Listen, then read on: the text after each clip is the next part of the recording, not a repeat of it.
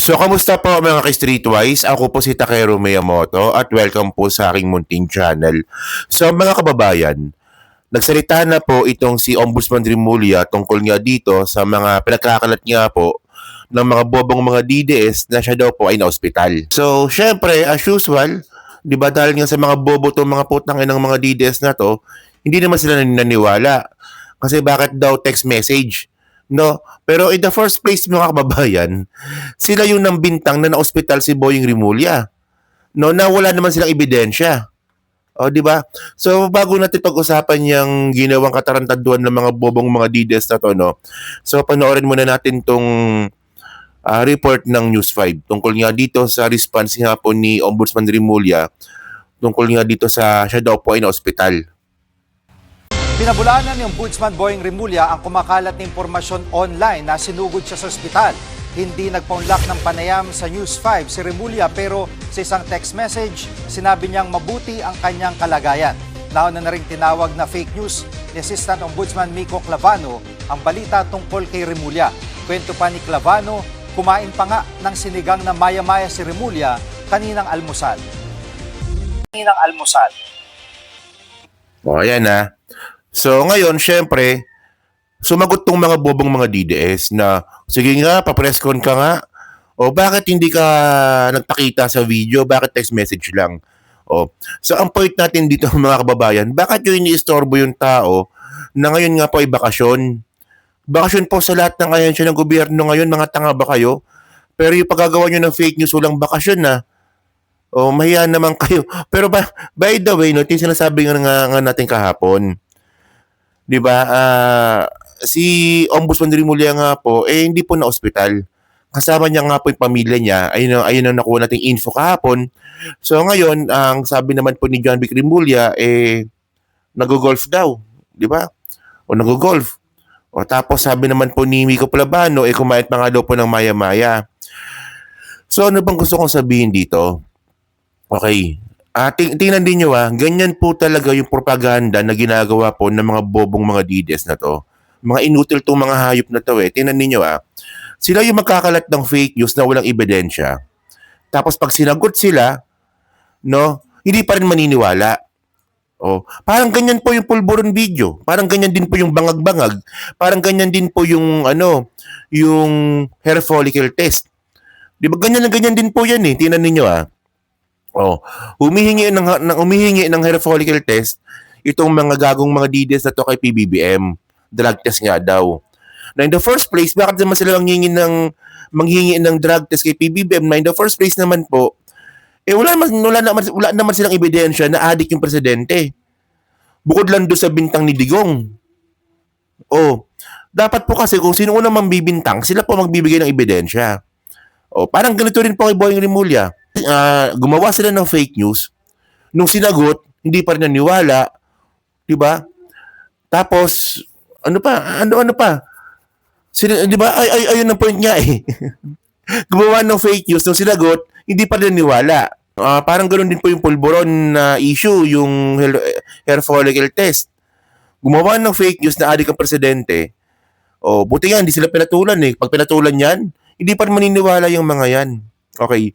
So, ngayon mga kababayan, ang point natin dito, di ba tandaan po natin na itong si Boying Rimulya nga po, base po sa info nga po ni Pebbles Conanan, siya po ang isa sa mga target nga po ng mga DDS na tanggalin sa pwesto o kaya ipaganon, ipatigok. Kasi alam nila na itong si Ombudsman Rimulya po ang magiging tinik kay Sara Duterte, no, sa presidency, no? Kasi ito yung point natin dito, no. Alam naman po natin na may kaso po kay Sara Duterte diyan sa ombudsman. May kaso siya diyan. No. Pero yung kaso po na yan mga kababayan, no, na-file na po yan nung panahon pa po ni Martires. 'Di ba? Nag-file yung mga congressman ng complaint diyan sa ombudsman po nung panahon ni Martires laban kay Sara. Pero walang nangyari.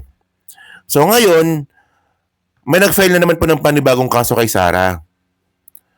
No? Kung nung panahon nga po ni Martires mukhang napabayaan lang po ito, pero ngayon po nga po kasi ibang usapan na po ito. Si Boying Rimulya na po yung may hawak ng ombudsman at kung sakali po na matuloy po yung kaso po ni Sara dyan, non-bailable case po ito. And by the way, ang pinakamalupit pa dito, pag natalo pa si Sara Duterte dyan sa kaso na yan, bukod nga po sa makukulong po siya, hindi na po siya makakatakbo bilang presidente sa 2028. Ganoon naman kasimple po yun eh. Kaya galit na galit nga po sila dyan kay Boying Rimulya kasi nga po, si Boying Rimulya nga po yung magiging tinik nila para po sa presidency ni Sara sa 2028. Okay. So yun mga kababayan, no? So ngayon, at least, no? Malinaw naman po na okay lang po si Ombudsman Rimulya. Di ba? Dapat ganun dapat. Pag bakasyon. Kayong mga gago kayo, wala kayong magawa. No? Kahit bakasyon na nga, wala rin bakasyon yung pag-fake news ninyo eh. At saka mga ka-streetways, no, wag po natin kakalimutan na yung isa pang problema ni Sara Duterte dito po sa ombudsman, hawak-hawak na po ng ombudsman ngayon yung affidavit nga po ni Ramil Madriaga. No, na itong si Ramil Madriaga nga po, siya po yung sinasabi nga pong bagman ni Sara Duterte, dun nga po sa pagnanakaw ng kanyang confidential fund. No? So ngayon, kapag ito nga po yung naimbestigahan ni Boying Rimulya, itong affidavit nga po ni Madriaga at meron pong ebidensya, no, na laban nga po dito kay Sara, talaga magkakanda hetot-hetot tong si Sara. So asan ba yung ebidensya na sinasabi nga po na mahawak nga po ni Madriaga? Nasa RTC, yung mga cellphone na tatlong cellphone yun, di ba? Tatlong cellphone nga po ni Madriaga, no, ang ngayon nga po ay nasa RTC.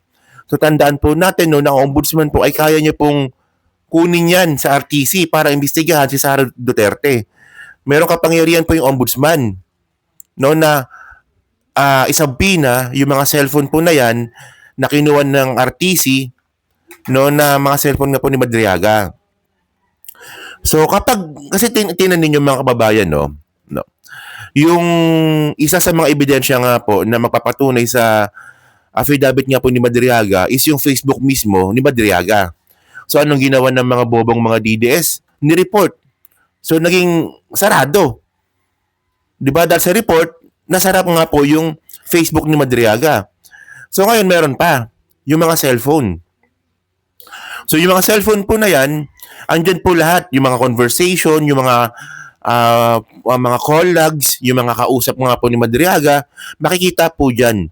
At pag dyan po ay nakita na meron talagang transaksyon si Sara Duterte at si Ramil Madriaga, yari talaga sila dito. No?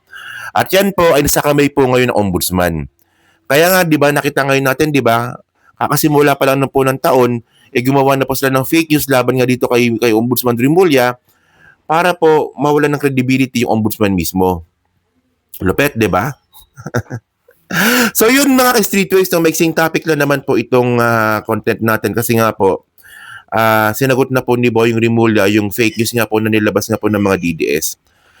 So yun mga ka-streetways, no, so kayo po, no, masabi nyo nga po dito sa mga fake news na nilabas po ng mga DDS ngayon tungkol nga po dito sa pagkaka-hospital nga po ni Ombudsman Rimulya. No? Na ewan ko ba dito sa mga gago na to, no? Na ito yung point natin eh. Gumawa ng fake news sila ngayon. Ngayon na-debunk na hindi totoo.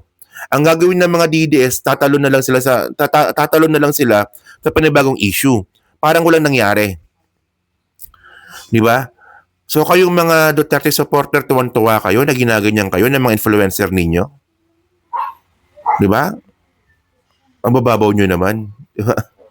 So yun mga ka-streetways, no? So kayo po, ano masabi nyo nga po dito?